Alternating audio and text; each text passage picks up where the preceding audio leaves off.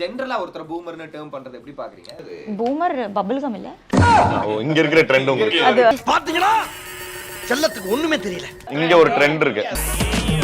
பூமர்னா but ஆனா உங்கள மாதிரியே பூமர்னா பபிள் கம்னு தெரிஞ்சிருந்தா எல்லா லைஃப் ரொம்ப ஈஸி.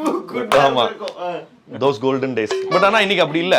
சி அது காலகால அவங்கள குத்தம் சொல்ல முடியும். நம்மலாம் வந்து நம்மளோட இதுல யாராவது பெருசு என்னப்பா அப்படின்னு வரல, அந்த மாதிரி அவங்க சொல்றாங்க, அவ்வளவுதான். அது எப்பயுமே உங்களுக்கு யாராவது உங்களை அப்படி சொல்லியிருக்காங்களா? அந்த மாதிரி அப்படியா?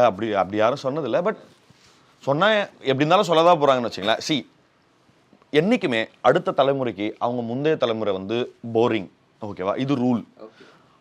முந்தின தலைமுறைக்கு அடுத்த தலைமுறை வந்து அவங்க மேல குற்றச்சாட்டுகள் மட்டும்தான் வைப்பாங்க, இது ரூல்.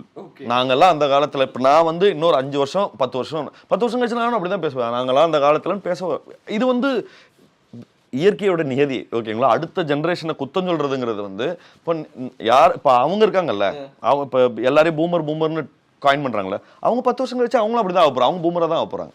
இது வந்து சைக்கிள் தான்.